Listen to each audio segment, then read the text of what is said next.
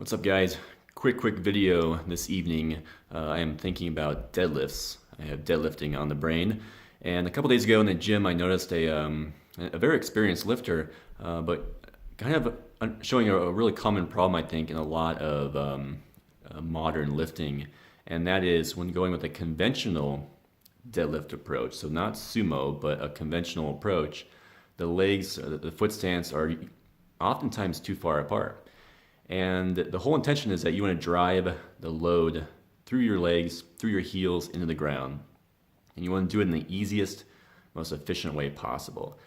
And that's just how you lift well. That's how you lift strong. That's how you stay safe. And just makes sense from a geometry perspective. You want to have your legs going pretty much straight down. If they're out to the side just a little bit, you start to kind of lose the mechanical advantage.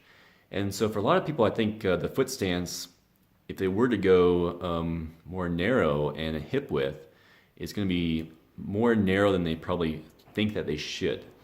And it's kind of tough to get over that because, for someone like me, for instance, I have this isn't a direct comparison, but to kind of give you an idea, my waist is about a 31-inch waist. And so my feet are together, it's about, call it 8 inches apart. And so looking straight down for me makes perfect sense because that's where my legs go. And straight down from the hips, that's just as far apart as they are.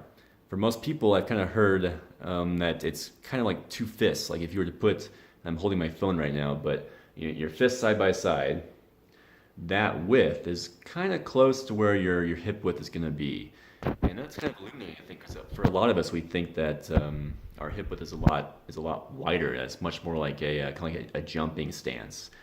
Where if you're going to squat down, go for a big jump, you're usually going to have a much wider stance. But give that a try, and kind of inch it in a little bit. If you are usually deadlifting and it's a bit wider, don't go right away to that narrow stance. Or if you do, take the weight off a little bit and kind of ease into it.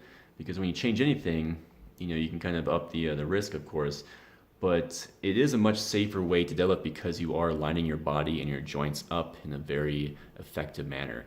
And I think a lot of people just have too wide of a stance. So food for thought. Let me know what you think. There are different ways to deadlift, of course. A deadlift is not just a deadlift. There are sumo styles. There are a handful of different things and so many different grips.